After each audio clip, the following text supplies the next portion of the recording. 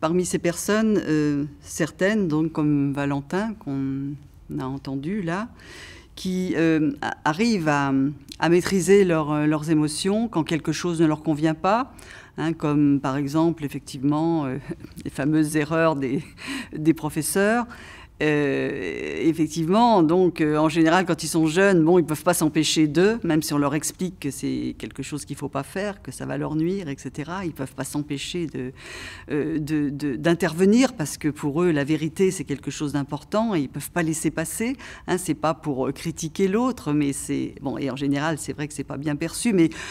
Tant que c'est des enfants, ça va. C'est vrai qu'en milieu universitaire, si on se met à faire ça en amphi, ça va quand même être beaucoup plus problématique. Et là, bon, on voit bien qu'il y a celui qui arrive à se contrôler. Bon, je crois que Valentin, il arrive à s'obliger à se taire. Hein. Il comprend que s'il intervient, ça va faire réagir les autres et de façon tout à fait négative vis-à-vis de lui-même. Donc, il arrive à se maîtriser. Et puis, il y a ceux qui n'y parviennent pas. Hein, c'est-à-dire que là, Joanne, effectivement, ça, c'est quelque chose de très, très difficile pour elle. Quand quelque chose ne lui convient pas... voilà, elle explose un petit peu. Donc c'est ce qu'on va entendre dans le témoignage suivant. J'ai connu des difficultés assez importantes pour suivre les cours et prendre des notes. Je ne suis pas quelqu'un de particulièrement attentif. Pas au cours en tout cas. En plus de ça, j'ai régulièrement des problèmes de comportement qui sont liés à mes difficultés de compréhension. Quand j'ai envie de poser des questions, par exemple, souvent quand vous êtes en classe, vous levez la main. Vous devrez lever la main. Vous savez que vous connaissez la règle. Bah, régulièrement, je pense pas. Je fais pas souvent, je fais pas très souvent ce geste. Enfin, si, je le fais des fois, mais je le fais pas constamment. Et pourtant, ça devrait être la règle de le faire. Ça m'arrive aussi souvent de me mettre en colère quand j'arrive pas à faire un exercice correctement. Quand je me rends compte du grosse erreur après que je pensais avoir bien fait un exercice. Pour moi, faire une erreur, c'est un peu comme perdre un jeu qui... pourtant, semble simple. Et ça m'arrive assez régulièrement de pleurer. De pleurer parce que je me considère comme nul. Et quand je pleure, évidemment, c'est pas super facile de calmer quelqu'un qui pleure, je dirais. En tout cas, moi, j'ai personnellement du mal à vraiment me calmer. D'ailleurs, ça m'a toujours surpris. Comment les autres personnes peuvent garder son calme devant un exercice qu'ils n'arrivent pas à faire. Je trouve que je trouve ça bizarre.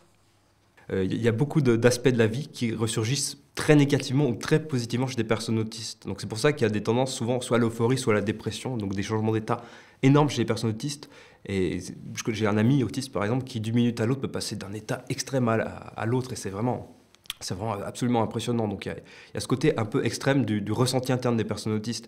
Et le problème aussi, ce qui fait qu'on est assez mal compris en tant que personne autiste dans le domaine des études supérieures et même dans beaucoup d'autres domaines, c'est que ces émotions sont très intérieures, donc ça se voit pas. Et je sais qu'on développe, chaque personne autiste développe ses stratégies de compensation pour réussir un peu à exprimer la manière dont elle se sent sans tout à fait se dévoiler. Enfin, c'est un équilibre qui est très difficile à trouver. Mais je sais que pour ma part, donc j'ai toujours été très intérieur, donc je montrais vraiment jamais ce que je ressentais. J'ai un visage assez impassible, donc un peu le cliché de l'autisme, mais c'était vraiment le cas. Je sais qu'il faut que j'apprenne par avance à anticiper le signal du moment où je passe du mauvais côté de la barre, c'est-à-dire du moment où vraiment je pourrais faire une crise. Donc pour cela, maintenant, j'arrive de mieux en mieux à m'éloigner avant, par exemple, d'un lieu où il y aurait beaucoup de bruit, je m'éloigne avant que ce soit la catastrophe. Donc j'arrive mieux à prédire la catastrophe. Avant, je ne pouvais pas du tout. C'est pour ça que beaucoup d'enfants autistes, malheureusement, on a cette image de l'autisme égale la crise. Les enfants autistes, c'est qu'ils n'ont pas encore la capacité et le recul pour réussir à anticiper les catastrophes et à faire la crise. D'autant plus qu'ils dépendent souvent d'un environnement familial qui ne comprend pas toujours les besoins des enfants. Donc ça s'exprime surtout du point de vue des hypersensibilités et hypersensorialités. Quand il y en a une qui est confrontée à rude épreuve, alors il faut réussir à quitter le lieu, entre guillemets, ou à s'astreindre de la situation dans laquelle l'hypersensibilité est mise à rude épreuve pour ne pas faire de crise, parce qu'au fond, après, c'est tout de suite que les personnes ont un jugement très très mauvais, autiste, il fait une crise, machin, voilà, etc.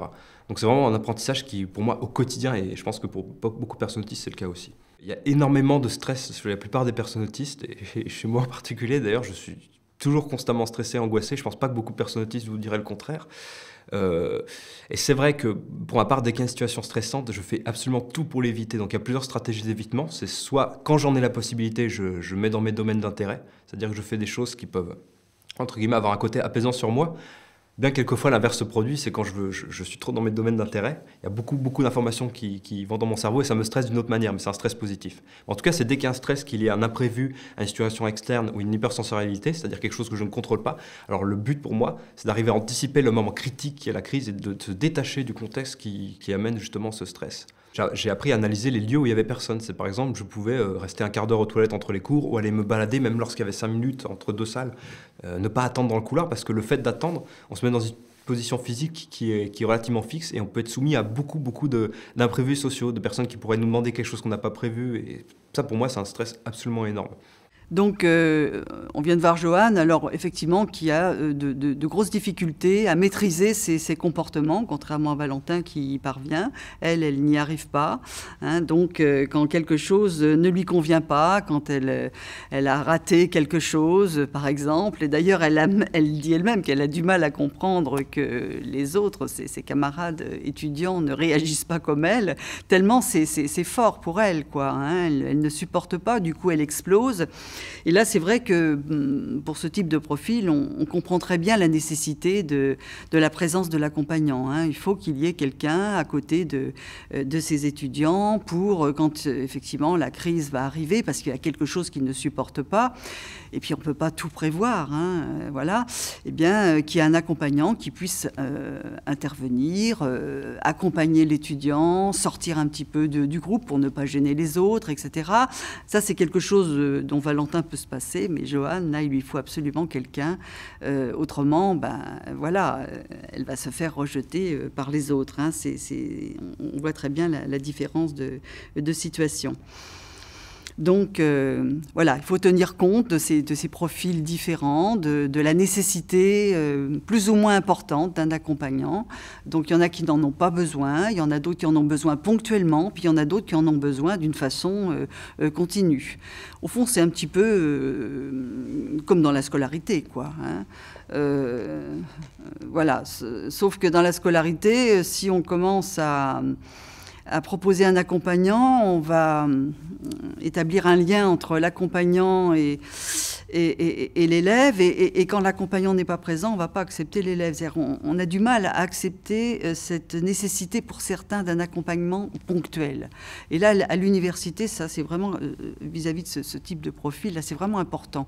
Hein, voilà, c'est pas forcément un accompagnement continu, mais de temps en temps, hein, voilà, il faut qu'il y ait quelqu'un là à ses côtés pour pouvoir l'aider à gérer ses comportements.